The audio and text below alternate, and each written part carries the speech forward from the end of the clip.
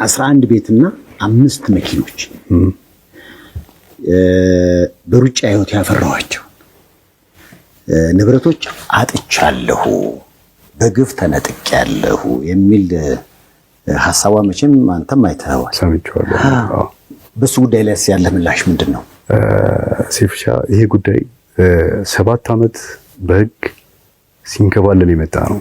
ይሄ አሁን ስፔሻሊ 11 ቤት ያለችው ቦታዎች በዝርዝር የቀረቡ አንዳንድ ቦታዎች አሉ። ለዛ ቢያንስ ከ5 ከ6 ከ7 ጊዜ መረጃ እንዲመጣ ተልኮባቸዋል። አካባቢ ላይ የተባለው ሁሉ ውሸት ነው፣ 5 መኪናና 11 ቤት የለም ሲል የአትሌት ገለቴ ቡርቃ ባል ተናገረ። የአትሌት ገለቴ ቡርቃ ባል ታደለ ገብረመድህን ስለኔ የተወራው ሁሉ ውሸት ነው በማለት ተናግሯል። የግድያ ሙከራ ተደርጎብናል፣ ይህንን ቃል ሁለቱም ደጋግመው ተናግረውታል። አትሌት ገለቴ ቡርቃ ዘርፎኛል በሚል በሚዲያ የከሰሰችውና ብዙዎችን ያሳዘነው የአትሌቷ ህይወት ሰሞኑን መነጋገሪያ ሆኖ ነበር። ታደለ ገብረመድህን በአዲስ አበባ ፖሊስ ቁጥጥር ስር ከዋለ በኋላ ከእስር መፈታቱም የሚታወስ ነው። በታክሲ አገልግሎት የተጀመረው የመጀመሪያው የፍቅር ግንኙነት አሁን ላይ በመካከላቸው ለምን ጸብ ተፈጠረም? ለምንስ መከዳዳት መጣም? ገለቴና ታደለ በአንድ ሚዲያ ላይ ቀርበው ተቃራኒ የሆነ ነገር ስለምን ያወራሉ? እውነት በሁለቱ መካከል ጸብ አለ ወይ? ዘርዘር አድርገን እናሰማችኋለን። በሌላ በኩል ቴህራን አሜሪካ ሰር ድሮን መታመጣሏም አነጋጋሪ ሆኗል። የኢራን አብዮታዊ ዘብ የአሜሪካን ጨምሮ 2 ሰው አልባ አውሮፕላኖችን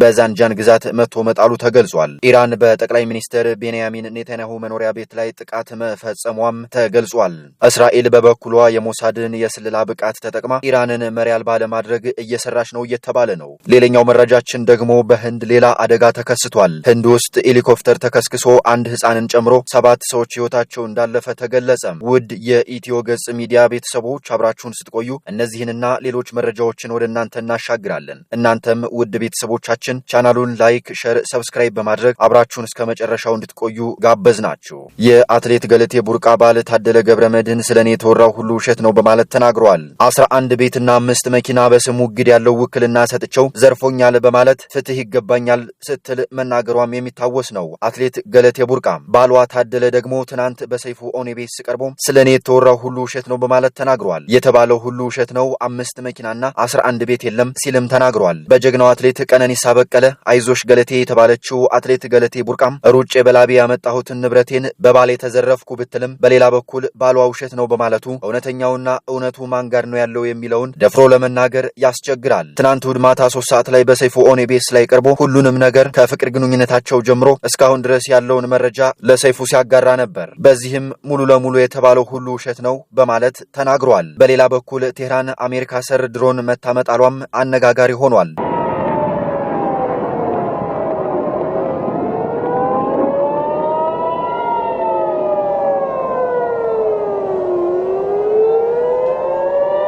የኢራን አብዮታዊ ዘብ የአሜሪካን ጨምሮ 2 ሰው አልባ አውሮፕላኖችን በዛንጃን ግዛት መቶ መጣሉ ተገልጿል። ኢራን በጠቅላይ ሚኒስትር ቤንያሚን ኔታንያሁ መኖሪያ ቤት ላይ ጥቃት መፈጸሟም ተገልጿል። እስራኤል በበኩሏ የሞሳድን የስለላ ብቃት ተጠቅማ ኢራንን መሪ አልባ ለማድረግ እየሰራች ነው እየተባለ ነው። እስራኤላውያን በተቻላቸው ፍጥነት ከሀገሪቱ መልቀቅ አለባቸው፣ ምክንያቱም ከዚህ በኋላ ሀገሪቱ ለኑሮ የምትመች አትሆንም ሲሉ የኢራን የጦር ኃይሎች አሳውቀዋል። ኢራን መጠነ ሰፊ ጥቃት በእስራኤል ላይ እየፈጸመች ነው። በተለይ ኢራን በጠቅላይ ሚኒስትር ቤንያሚን ኔታንያሁ መኖሪያ ቤት ላይ ጥቃት መፈጸሟም ተገልጿል። በቂሳሪያ በሚገኘው የጠቅላይ ሚኒስትሩ ቤትና በሀደራ የኃይል ማከፋፈያ ላይ የተቃጣ ጥቃት መፈጸሙን የኢራን ጦር አስታውቋል። በጥቃቱ የደረሰ ጉዳት ስለመኖሩም እስካሁን የተገለጸ ነገር የለም። እስራኤል በበኩሏ የሞሳድን የስለላ ብቃት ተጠቅማ የኢራንን መሪ ለመግደል እየሰራች ነው እየተባለ ነው። ለዚህ እቅድ አያቶላ አሊን መግደል መሆኑ እየተነገረ ነው። ይህን ጉዳይ የአሜሪካው ፕሬዝዳንት እስራኤል በቅርቡ ያቀረበችውን የኢራን መንፈሳዊ መሪ አያቶላ አሊን የመግደል ውጥን ውድቅ እንዳደረጉ ዘገባዎች ጠቁመዋል። በሁለቱ ሀገራት መካከል እየተካሄደው ያለው ጦርነት እንደቀጠለ ነው። ሆኖም